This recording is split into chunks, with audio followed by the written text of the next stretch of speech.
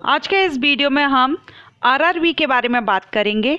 RRB क्या है and क्या पैटर्न रहता है इसमें, ये सारा जो भी आरआरबी के बारे में सारे इंफॉर्मेशन आपको इस वीडियो में दूंगी। वैसे तो बहुत से कैंडिडेट या जो भी मेरे व्यूअर्स हैं, सब्सक्राइबर्स हैं, मैक्सिमम जानते होंगे आरआरबी के बारे में, आरआरबी क्या है। लेकिन ये वीडियो उन स्टूडेंट के लिए है, उन कैंडिडेट के लिए है जिनको नॉलेज नहीं होती है। अगर वो रेलवे में जॉब चाहते हैं लेकिन उनको ये नॉलेज नहीं होती है कि हमको भर्ती का नोटिस कहाँ पर सर्च करना होगा, या हमें किस वेबसाइट पर अपडेट रहना होगा, या रेलवे में हमको किस पोस्ट पर, हम जिस भी पोस्ट पर अगर हम ज्वाइनिंग लेना चाहते हैं, भर्ती होना चाहते हैं, तब हमको कौन सी वेबसाइट देखनी होगी। या जो रेलवे आरआरबी, अगर उन्होंने नाम भी सुना होगा कि रेलवे आरआरबी नाम उन्होंने सुना हुआ है, लेकिन ये नॉलेज नहीं है कि आरआरबी एक्चुअल में है क्या। और अगर भर्ती के बारे में भी पता है कि ये एक भर्ती बोर्ड है, तो कौन कौन सी पोस्ट हैं जिन पर भर्ती होती है। इट मीन्स आरआरबी के बारे में फुल इंफॉर्मेशन आपको इस वीडियो में दी जाएगी। आरआरबी क्या है और इसमें भर्ती प्रोसेस क्या रहती है, कौन कौन सी पोस्ट पर रहती है, सारी जानकारी आपको इस वीडियो में दूंगी। सो वीडियो को एंड तक देखिएगा अगर आप रेलवे में जॉब करना चाहते हैं। ओके, सो स्टार्ट करने से पहले हेलो फ्रेंड्स, मैं हूं आस्था एंड वेलकम करती हूं आप सभी का अपने YouTube channel government job जेन्यू notification. चलिए स्टार्ट करते हैं। सबसे पहले तो हम देखेंगे आरआरबी क्या है। तो आरआरबी का फुल फॉर्म होता है रेलवे रिक्रूटमेंट बोर्ड। मीन्स ये एक रिक्रूटमेंट बोर्ड है, भर्ती बोर्ड है, इसके द्वारा भर्ती की जाती है। और ये जो रिक्रूटमेंट बोर्ड है ये रेलवे के लिए काम करता है, यानी रेलवे में जो भर्तियां होती हैं उसके लिए रेलवे रिक्रूटमेंट बोर्ड बनाए गए हैं और ये रेलवे में भर्ती के लिए रिस्पॉन्सिबल होते हैं। ये भारत सरकार, जो आरआरबी है रेलवे रिक्रूटमेंट बोर्ड, ये भारत सरकार के रेल मंत्रालय मींस मिनिस्ट्री ऑफ रेलवे के अंतर्गत कार्य करता है। सो आरआरबी क्या है? आरआरबी एक रिक्रूटमेंट बोर्ड है जो कि रेलवे का रिक्रूटमेंट बोर्ड है। रेलवे में भर्ती करने के लिए इस बोर्ड के द्वारा, यानी रेलवे रिक्रूटमेंट बोर्ड के द्वारा नोटिफिकेशंस रिलीज किए जाते हैं। रेलवे में जो ग्रुप सी और डी पोस्ट पर भर्ती रहती है, अब ग्रुप सी में टेक्निकल और नॉन टेक्निकल दोनों तरह की आ जाती हैं, और ग्रुप डी की पोस्ट, डी को वैसे अब सी में ही इन्वॉल्व कर दिया गया है। सो ग्रुप सी और डी की पोस्ट पर भर्ती के लिए पोस्ट कौन कौन सी है आगे हम वीडियो में डिस्कस करेंगे। अभी हमने ये जान लिया कि आरआरबी क्या है। आरआरबी एक रिक्रूटमेंट बोर्ड है जो रेलवे में ग्रुप सी और ग्रुप डी की पोस्ट पर भर्ती के लिए नोटिफिकेशंस रिलीज करता है, या भर्ती प्रोसेस जो भी पूरा फुल अपडेट आपको इस भर्ती से रिलेटेड जो भी रहेगा वो आरआरबी की वेबसाइट्स पर आपको दिया जाता है। अब जो रेलवे रिक्रूटमेंट बोर्ड है इसकी स्थापना कब की गई थी? तो आरआरबी की स्थापना 1942 में की गई थी, और उस समय आरआरबी को आरआरबी नहीं कहते थे, इसका नाम पहले था रेलवे सेवा आयोग, इंग्लिश में कहेंगे रेलवे सर्विस कमीशन। जब इसकी 1942 में स्थापना की गई थी तब इसको रेलवे सर्विस कमीशन नाम दिया गया था, लेकिन बाद में 1985 में इसका नेम चेंज कर दिया गया और रेलवे रिक्रूटमेंट बोर्ड इसको न्यू नाम दिया गया। अगर हम बात करें ऑल इंडिया की, तो ऑल इंडिया में जो आरआरबीज हैं वो 21 आरआरबीज में ये डिवाइड किए गए हैं। 21 हैं, कौन कौन से हैं वो भी हम आगे वीडियो में डिस्कस करेंगे। आप जिस भी जोन से बिलोंग करते हैं, जिस रेलवे में, वहाँ के आरआरबी की वेबसाइट से आप अपडेट रह सकते हैं। अगर आप ग्रुप सी और ग्रुप डी की पोस्ट, ग्रुप सी की सभी पोस्ट चाहे टेक्निकल हो नॉन टेक्निकल हो, सभी पोस्ट के लिए आप आरआरबी की वेबसाइट पर अपडेट रह सकते हैं। और आरआरबी का जो मुख्यालय है वो है न्यू दिल्ली में। अब आरआरबी के द्वारा जो भर्ती की जाती है वो सिर्फ ग्रुप सी और ग्रुप डी के लिए है, क्योंकि रेलवे में ग्रुप ए की भी पोस्ट होती हैं, ग्रुप बी की भी पोस्ट होती हैं, लेकिन ग्रुप ए की पोस्ट के लिए नोटिफिकेशन आरआरबी की साइट से रिलीज नहीं किया जाता है। उस पर भी मैंने वीडियो अपलोड किया हुआ है, रेलवे ग्रुप ए पोस्ट भर्ती। वहीं ग्रुप बी की जो पोस्ट है उन पर तो नोटिफिकेशन नहीं आता है, प्रमोशन के थ्रू भर्ती होती है। सो रही जो मैक्सिमम कैंडिडेट इंटरेस्टेड हैं, अप्लाई करना चाहते हैं रेलवे में, वो होती है ग्रुप सी और ग्रुप डी की पोस्ट।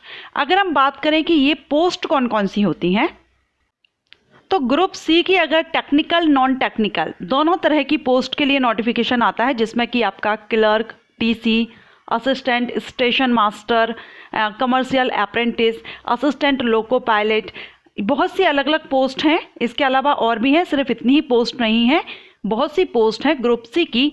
टेक्निकल, ये नॉन टेक्निकल पोस्ट है, इसके अलावा टेक्निकल पोस्ट है, लेकिन टेक्निकल में आपसे या तो ITI रिक्वायर्ड रहता है या इंजीनियरिंग में डिप्लोमा रिक्वायर्ड या डिग्री रिक्वायर्ड रहती है। ओके, एंड नॉन टेक्निकल में बेसिक जो क्वालिफिकेशन रिक्वायर्ड रहती है वही रहती है, कोई भी अदर सर्टिफिकेट की कोई ज़रूरत नहीं होती है। ठीक है, इसके अलावा कुछ पोस्ट ग्रुप डी में जो अब सी में ही इंक्लूड हो गई हैं, ग्रुप डी का अलग से नहीं होगा, सी में ही इन्वॉल्व होगा वो।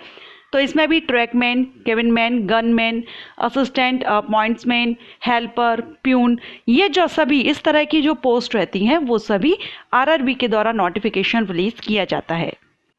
अब कौन से कैंडिडेट हैं जिनको RRB की वेबसाइट पर अपडेट रहना चाहिए रेलवे जॉब के लिए? तो अभी हमने पोस्ट तो देख ली कि ग्रुप सी और ग्रुप डी पोस्ट रहती है, लेकिन एलिजिबिलिटी की बात करें, एलिजिबिलिटी भी मायने रखती है। आपके पास क्या क्वालिफिकेशन होना चाहिए तब आप इन पोस्ट के लिए एलिजिबल होते हैं, जिससे कि आप इनकी वेबसाइट पर अपडेट रहिए, क्योंकि रेलवे की वैकेंसी बहुत ही जल्द रिलीज होने वाली है। आफ्टर 2 मंथ्स इसका notification release with in 2 months हो सकता है, क्योंकि वैसे अप्रैल तक, लास्ट वीक तक है, लेकिन हो सकता है कि अप्रैल में भी इसका सेकंड वीक से आ जाए, नॉट श्योर, बट अप्रैल के बाद तो इसका नोटिफिकेशन रिलीज होंगे। सो रेलवे में अगर आप RRB की वेबसाइट पर अपडेट रहते हैं, आपका जो भी जिस भी जॉन से आप बिलोंग करते हैं, अपडेट रहिएगा या फिर चैनल को सब्सक्राइब करके रखिएगा। जैसे ही रेलवे वैकेंसी नोटिफिकेशन रिलीज होगा, सबसे पहले वीडियो आपको मिल जाएगा फुल डिटेल के साथ। हम बात कर रहे थे कि क्या क्वालिफिकेशन होना चाहिए जिससे आपको पता हो कि हाँ आप इसके लिए एलिजिबल हैं या नहीं। तो RRB के द्वारा जो नोटिफिकेशन ग्रुप सी और डी के लिए है, इसमें 10th एंड 12th और ग्रेजुएट कैंडिडेट, 10th किसके लिए, ग्रुप डी की पोस्ट रहेंगी, उनके लिए 10th पास आउट अप्लाई कर सकते हैं। अब ग्रुप डी में 10th के साथ ITI भी रिक्वायर्ड रहता है और कुछ पोस्ट रहती हैं जिस पर सिर्फ 10th के बेस पर भी आप आवेदन कर सकते हैं। सो 10th पास एंड साथ में ITI किया है तो भी आप इस पोस्ट के लिए अप्लाई कर सकते हैं ग्रुप डी पर। नहीं है तो कुछ पोस्ट हैं जहां पर सिंपल 10th भी रिक्वायर्ड रहता है, 10th पास अप्लाई कर सकते हैं। 12th पास जो ग्रुप सी की जो पोस्ट रहती हैं उसमें 12th पास, कुछ पोस्ट के लिए 12th पास आउट अप्लाई कर सकते हैं और कुछ पोस्ट के लिए ग्रेजुएट कैंडिडेट अप्लाई कर सकते हैं। वेरियस पोस्ट रहती है ना, तो उस हिसाब से इसमें 10th, 12th, ग्रेजुएट सभी कैंडिडेट के लिए एलिजिबिलिटी है। सो ये बहुत ही इंपॉर्टेंट है कि RRB की वेबसाइट पर आप अपडेट रखिएगा, अपडेट रहिएगा। नोटिफिकेशन कभी भी रिलीज हो सकता है अप्रैल मंथ के बाद। अगर बात करें इसमें सिलेक्शन प्रोसीजर कैसे होता है, तो इसमें अभी तक जो भर्ती प्रोसेस, क्योंकि एक लंबे टाइम के बाद ये नोटिफिकेशन आएगा, तो हम प्रीवियस की अभी बात कर रहे हैं, जब न्यू नोटिस आएगा तो उसमें भी हम क्लियर करेंगे। इसमें जो भर्ती प्रोसेस RRB के द्वारा रहती है उसमें CBT 1, CBT 2 and CBT means computer based test and document verification और मेडिकल टेस्ट होता है। अब अलग अलग पोस्ट होती हैं, तो कुछ पोस्ट के लिए स्किल टेस्ट भी रहता है, टाइपिंग टेस्ट रहता है, अलग अलग, जैसे क्लर्क की पोस्ट है तो वहाँ पर टाइपिंग रिक्वायर्ड रहती है। सो अलग अलग पोस्ट के हिसाब से रहता है इसमें आपका रिक्वायरमेंट, लेकिन CBT 1, CBT 2 ये कॉमन रहता है, सभी को देना होता है। हाँ, लेवल वाइज अलग हो सकता है, ग्रेजुएट लेवल की पोस्ट है तो उनका अलग होगा, 12th लेवल की है उनका अलग रहेगा। ठीक है, अगर हम बात करें सिलेबस की, तो सिलेबस अभी हम पूरा देखेंगे। ओवरऑल किन किन टॉपिक से क्वेश्चन आते हैं सब्जेक्ट से, तो इसमें general awareness, mathematics, general intelligence and reasoning, दोनों में ही CBT 1, CBT 2 के लिए, दोनों के लिए ही आपको ये क्लियर करने होते हैं, तैयारी करनी होती है इन सब्जेक्ट्स पर। CBT 1 आपका क्वालिफाइंग नेचर का होता है।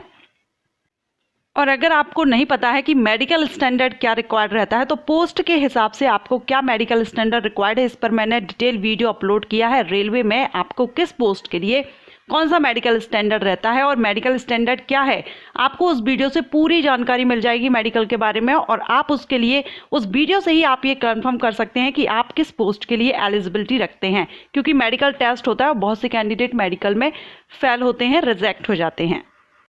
अब हम बात कर लेते हैं यहाँ पर RRBs की। जैसा कि मैंने बताया था 21 RRB ऑल इंडिया में है, तो जिसमें अभी आप लिस्ट देख रहे हैं, RRB अहमदाबाद, RRB अजमेर, इलाहाबाद, बेंगलोर, भोपाल, भुवनेश्वर, बिलासपुर, चंडीगढ़, चेन्नई, गोरखपुर, गुवाहाटी, जम्मू, कोलकाता, मालदा, मुंबई, मुजफ्फरपुर, पटना, रांची, सिकंदराबाद, सिलीगुड़ी, त्रिवेंद्रम, ये 21 RRBs हैं। अब आप जिस भी सर्कल से बिलोंग करते हैं, जिस जोन से आप बिलोंग करते हैं, उसकी RRB की वेबसाइट पर आप अपडेट रह सकते हैं। अगर आप MP से हैं तो भोपाल की वेबसाइट पर अपडेट रह सकते हैं, UP से हैं तो आप अपना सर्कल वाइज यहाँ पर देख सकते हैं, जहाँ से भी आप बिलोंग करते हैं उसकी वेबसाइट पर अपडेट रहिएगा।